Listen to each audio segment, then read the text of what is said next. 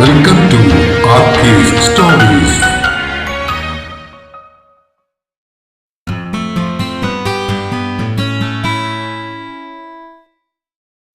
പ്രിയ പ്രണയിനി ഭാഗം 35.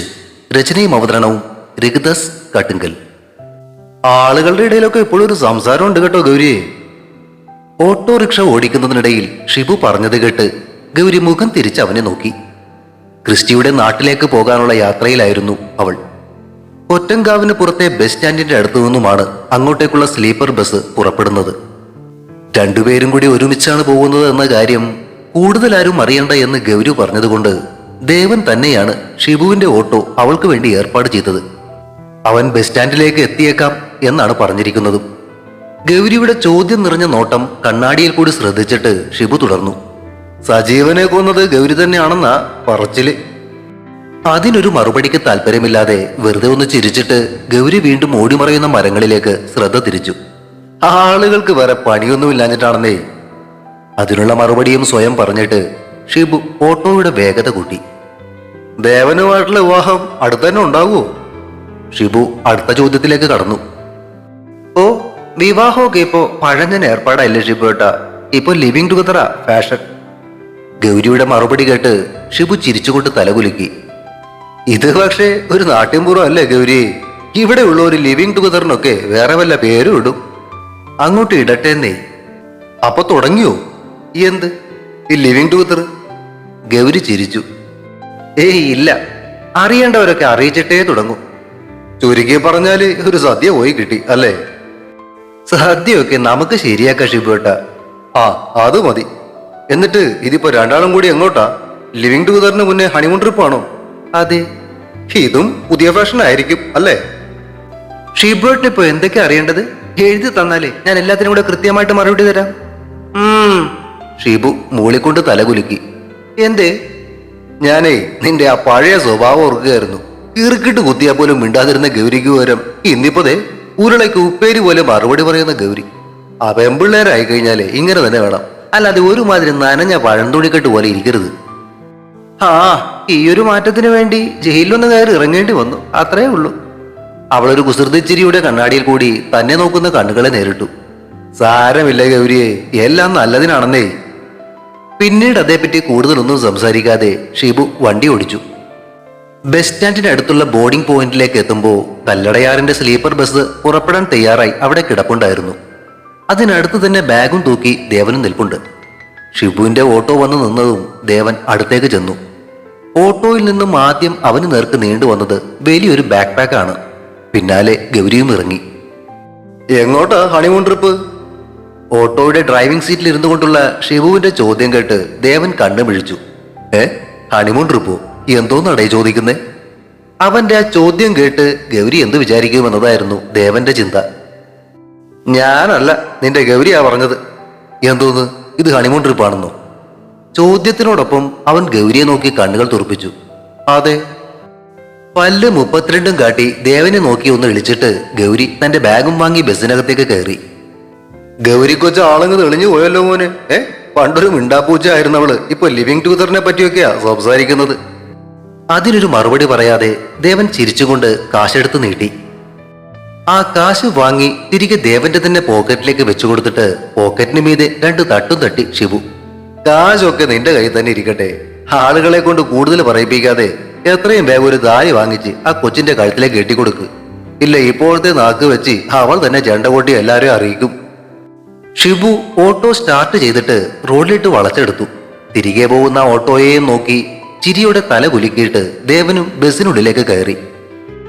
ദേവൻ കയറി ചെല്ലുമ്പോൾ ആ സ്ലീപ്പർ ബസിന്റെ 3ാമത്തെ റോയിലെ 2 പേർക്ക് കിടന്നു സഞ്ചരിക്കാൻ പറ്റുന്ന അപ്പർ ബർത്തിൽ തന്റെ ബാഗ് ഒതുക്കി വെച്ചിട്ട് പുറത്തേക്ക് നോക്കി ഇരിക്കുകയായിരുന്നു ഗൗരി.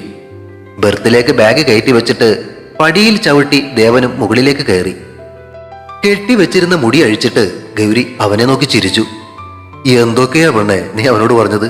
അവൻ ആകെ വരണ്ടുപോയി. എന്തു പറഞ്ഞെന്ന്? ഒന്നും അറിയാത്ത നിഷ്കളങ്കതയോടെ ഗൗരി നോക്കി. എന്തിനാ ഹണിമൂൺ ട്രിപ്പാണെന്ന് അവനോട് പറഞ്ഞത്? പിന്നെ എന്തു പറയാനാ? ക്രിസ്റ്റി അന്വേഷിച്ചു പോവുകയാണെന്ന് പറഞ്ഞ പിന്നെ എല്ലാ കാര്യങ്ങളും പറയേണ്ടി വരില്ലേ? ഇതാകുമ്പോ ആ ഒരു പറച്ചിലൂടെ ചോദ്യങ്ങളൊക്കെ നിൽക്കും. എങ്ങനെയുണ്ട് എന്ന മട്ടിൽ അവൾ പുരികങ്ങൾ ഉയർത്തി. കൊള്ളാം. അവൻ തലയാട്ടിയിട്ട് ഒരു കുസൃതി ചിരിയോടെ അവളെ അടിമുടി നോക്കി. എന്തേ ഒരു വശപ്പശ നിറഞ്ഞ നോട്ടവും ചിരിയും? അല്ല, നീ പറഞ്ഞതുപോലെ ഇതൊരു ഹണിമൂൺ ട്രിപ്പ് കൂടി ആക്കിയാലോ എന്നൊരു ചിന്ത. പറഞ്ഞതിനൊപ്പം അവൻ അവളിലേക്ക് ചാഞ്ഞു ചെന്നു. കർട്ടൻ! കൈകൊണ്ടവനെ തടഞ്ഞിട്ട് അവൾ ബെർത്തിന്റെ സൈഡ് കർട്ടന് നേരെ കണ്ണുകൾ കാട്ടി. കേർട്ടൻ വലിച്ചിട്ടിട്ട് ചാരിക്കിടന്ന ദേവന്റെ നെഞ്ചിലേക്ക് തലയെടുത്ത് വെച്ചിട്ട് ഗൗരി വലതുവശത്തെ വലിയ കണ്ണാടിയിൽ കൂടി പുറത്തെ കാഴ്ചകൾ നോക്കി കിടന്നു. അല്പസമയത്തിനുള്ളിൽ വണ്ടി നീങ്ങി തുടങ്ങി. സന്ധ്യ മയങ്ങി തുടങ്ങിയിട്ടേ ഉണ്ടായിരുന്നുള്ളൂ. വലിയൊരു സ്ക്രീനിൽ എന്നതുപോലെ മനോഹരമായ കാഴ്ചയായിരുന്നു ആ ചില്ലിൽ കൂടി നോക്കുമ്പോൾ കാണുന്നത്. ആ കാഴ്ചകൾ നോക്കി അല്പനേരം കിടന്നിട്ട് അവൾ ദേവന് നേരെ തിരിഞ്ഞു. നമ്മൾ എപ്പോ ഇവിടെ എത്തും ദേവേട്ട? രാവിലെ 6 മണിയാവും. ഒരു റൂം എടുത്തൊന്ന് ഫ്രഷ് ആയിട്ട് നമുക്ക് അവന്റെ വീട്ടിലേക്ക് പോവാം. സെബാസ്റ്റ്യൻ സാറിനോട് സംസാരിച്ചിട്ടുണ്ടോ നമ്മൾ പോകുന്ന കാര്യം? പുള്ളി ക്രിസ്റ്റിയെ വിളിച്ച് പറയാമെന്നാ പറഞ്ഞിരിക്കുന്നേ. അവന് നമ്മളോടെന്തോ പറയാനുണ്ടെന്നും പുള്ളി പറഞ്ഞായിരുന്നു. ക്രിസ്റ്റിക്ക് എന്തായിരിക്കും പറയാനുള്ളത് എന്ന ചിന്തയോടെ ഗൗരി വീണ്ടും പുറത്തെ കാഴ്ചകളിലേക്ക് തിരിഞ്ഞു. ദേവന്റെ കൈകൾ അവളുടെ മുടിയിഴകളിൽ മെല്ലെ തലോടുന്നുണ്ടായിരുന്നു. അവന്റെ പരുപരുത്ത വിരലുകൾ മുടികൾക്കിടയിൽ ഇഴയുന്നതിന്റെ സുഖത്തിൽ അവളുടെ കണ്ണുകൾ കൂമ്പിപ്പോകുന്നുണ്ട്. പുറത്തെ ഇരുട്ടിനെ കീറി മുറിച്ചുകൊണ്ട് ബസ് മുന്നോട്ട് കുതിക്കുമ്പോൾ ഉള്ളിലെ നീല വെളിച്ചത്തിന്റെ മങ്ങിയ പ്രഭയിൽ അവർ നിശബ്ദരായി തൊട്ടുരുമിക്കിടന്നു. ഇടയ്ക്കിടെ റോഡിലെ വെളിച്ചം ചില്ലിലൂടെ അകത്തേക്ക് വീഴുമ്പോൾ അവളുടെ മുഖത്ത് തെളിയുന്ന ഭാവങ്ങൾ ദേവൻ കൗതുകത്തോടെ നോക്കി കാണുകയായിരുന്നു. ഉറക്കം വരുന്നുണ്ടോ നിനക്ക്? ഇടയ്ക്കിടയ്ക്ക് കൂമ്പി അടയുന്ന അവളുടെ കണ്ണുകളിലേക്ക് നോക്കി അവൻ ചോദിച്ചു. ഇല്ല, ഈ യാത്ര ഒരിക്കലും അവസാനിക്കാതിരുന്നെങ്കിൽ എന്ന് തോന്നിപ്പോകുന്നു. അവൾ അവന്റെ വിരലുകളിൽ പിടിച്ച് സ്വന്തം കവിളിനോട് ചേർത്ത് വെച്ചിട്ട് കണ്ണുകൾ അടച്ചു. തഴുകി തലോടിക്കൊണ്ട് അവൻ അവളെ ചേർത്ത് പിടിച്ചു കിടന്നു. സമയം കടന്നുപോയി. ഏകദേശം 9 മണിയായപ്പോ അത്താഴം കഴിക്കാനായി ഹൈവേയിലെ ഒരു വലിയ ഹോട്ടലിന് മുന്നിൽ ബസ് നിന്നു. ഡ്രൈവർ ലൈറ്റുകൾ തെളിച്ചതോടെ അവർ എഴുന്നേറ്റു. ബസ്സിനകത്തു നിന്നും ഓരോരുത്തരായി പുറത്തേക്ക് ഇറങ്ങുന്നുണ്ടായിരുന്നു. വാ ഇറങ്ങാം. ദേവൻ അവളെയും വിളിച്ചുകൊണ്ട് ആ കൂട്ടത്തിനിടയിലൂടെ പുറത്തേക്ക് ഇറങ്ങി. തണുത്ത കാറ്റിലേക്കാണ് അവർ ഇറങ്ങിച്ചെന്നത്. ഹോട്ടലിനകത്ത് ഏതോ തമിഴ് പാട്ട് വെച്ചിട്ടുണ്ട്. ബസ്സിൽ നിന്നും ഇറങ്ങി വന്നവരുടെ തിരക്കിനിടയിലൂടെ സപ്ലയർമാർ ഓടിപ്പാഞ്ഞു നടക്കുന്നു. യാത്രയുടെ ക്ഷീണം മാറാൻ മുഖമൊന്ന് കഴുകി ഫ്രഷായി അവർ ടേബിളിന് മുന്നിലേക്ക് ഇരുന്നു. നിനക്കെന്താ കഴിക്കാൻ വേണ്ടത്? ദേവൻ ചോദിച്ചപ്പോ അവൾ മെനു കാർഡ് എടുത്ത് നോക്കി. അപ്പോഴേക്കും ഒരു സപ്ലയർ അടുത്തേക്കെത്തി. വെജിറ്റബിൾ നൂഡിൽസ്, ചില്ലി ചിക്കൻ, ഒരു plate prawns fry, 2 fish fry, പിന്നെ 2 ബട്ടർ സ്കോച്ച് ഐസ്ക്രീമും. അവൾ ഓർഡർ ചെയ്യുന്നതും കേട്ട് ദേവൻ കണ്ണും വീഴ്ചിരുന്നു. ഇതൊക്കെ നിനക്ക് തിന്നാൻ തന്നെയാണോടി? സപ്ലയർ പോയതും ദേവൻ ചോദിച്ചത് കേട്ട് അവൾ എളിച്ചുകൊണ്ട് തലകുലുക്കി. 2 പേർക്കാ മനുഷ്യ. മാത്രമല്ല ഇതുപോലൊരു യാത്രയും യാത്രക്കിടയിൽ ഇമ്മാതിരി തീറ്റയും എന്റെ സ്വപ്നങ്ങളിലുള്ളതായിരുന്നു. വയറ് നിറച്ച് തിന്നാലേ ഉറങ്ങാൻ പറ്റില്ല കേട്ടോ. ഉറങ്ങാതെ ഇരിക്കാനാ മാഷെ വയറ് നിറച്ച് തിന്നുന്നത്. ആഹാ, കൊള്ളാലോ. ഇനി ഇമ്മാതിരി സ്വപ്നങ്ങള് വേറെ വല്ലതുണ്ടോ? ഉണ്ടല്ലോ. എന്തോന്നാ? നേരത്തെ പറഞ്ഞത് തന്നെ. എന്ത്? ധീർതി പിടിക്കല്ലേ മോനെ, കാണിച്ചു തരാം. അവൾ കണ്ണൊന്നിറുക്കി. ദേവൻ തലയാട്ടിക്കൊണ്ട് നീട്ടി ഒന്ന് മൂളി.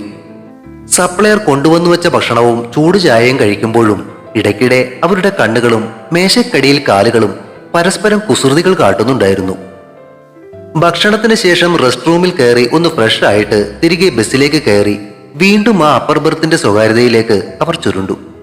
മറ്റുള്ളവരുടെ നോട്ടം എത്താതിരിക്കാൻ ദേവൻ കേർട്ടൻ ഒന്നുകൂടി വലിച്ചിട്ടുറപ്പിക്കുമ്പോൾ ഗൗരി ചുണ്ടുകൾ കടിച്ചുപിടിച്ച് ചിരി അടക്കുകയായിരുന്നു. വണ്ടി നീങ്ങി തുടങ്ങിയതും അവൾ അവന്റെ അടുത്തേക്ക് നിരങ്ങി നീങ്ങി. AC ബസിന്റെ തണുപ്പിലും തൊട്ടടുത്ത് കിടക്കുന്ന ദേവന്റെ ശരീരത്തിന് വല്ലാത്തൊരു ചൂടുള്ളതായിട്ട് ഗൗരിക്ക് തോന്നി. അവളിൽ നിന്നും വമിക്കുന്ന പെർഫ്യൂമിന്റെ ഗന്ധവും സ്വാഭാവികമായ പെൺമണവും ചേർന്ന് ദേവനിൽ ലഹരി പടർത്തി. ബസ്സിലെ പ്രധാന ലൈറ്റുകൾ അണഞ്ഞു. പുറത്തെ നിലാവെളിച്ചം മാത്രമാണ് ആ ചില്ലിലൂടെ അകത്തേക്ക് അരിച്ചെത്തുന്നത്. ആ വെള്ളി വെളിച്ചത്തിൽ ഗൗരിയുടെ ഉടലിന്റെ വടിവുകൾ അവനെ ഭ്രമിപ്പിച്ചു കളഞ്ഞു. ഒരു മയക്കത്തിൽ എന്നതുപോലെ കണ്ണുകൾ പാതി അടച്ച് തന്നെ നോക്കുന്ന അവളുടെ അഴകിൽ സ്വയം മറന്ന് അവൻ അവളുടെ കവിളിൽ വിരലോടിച്ചു. അപ്രതീക്ഷിതമായിട്ടാണ് ഒരു കാലെടുത്ത് അവന്റെ മേലേക്ക് വെച്ചിട്ട് അവൾ അവനെ ചുംബിച്ചത്. അതോടൊപ്പം കൈകൾ കൊണ്ട് അവനെ വരിഞ്ഞു മുറുക്കുകയും ചെയ്തു. അവൾ ഭ്രാന്തമായിട്ടായിരുന്നു ആ ചുംബനം. അല്പനേരത്തേക്ക് ആ ആവേശത്തിൽ പകച്ചുപോയ അവന്റെ കൈവിരലുകൾ ക്രമേണ അവളുടെ കഴുത്തിലൂടെ താഴേക്കൊഴുകി. ഉടലിലൂടെ അവ അരിച്ചിറങ്ങിയപ്പോ ഇക്കിളി കൊണ്ട് ഗൗരി പുളഞ്ഞു.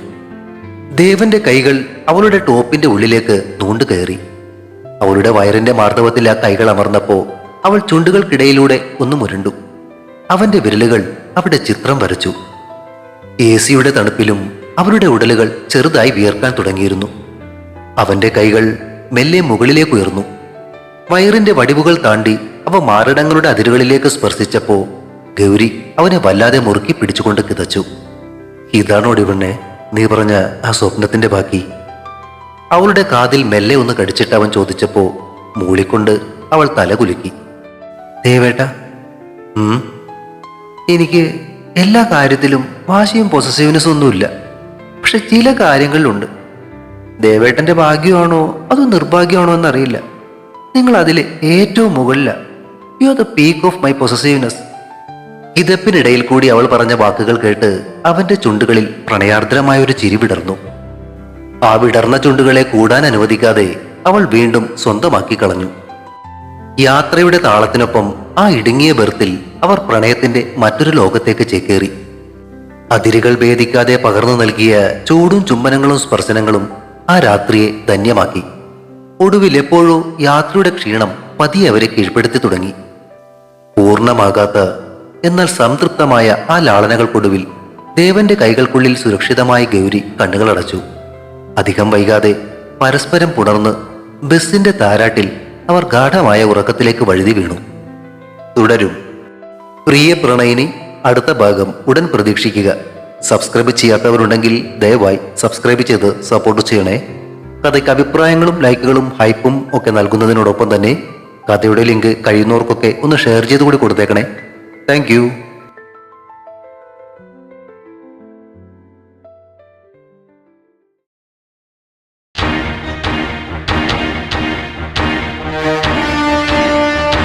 See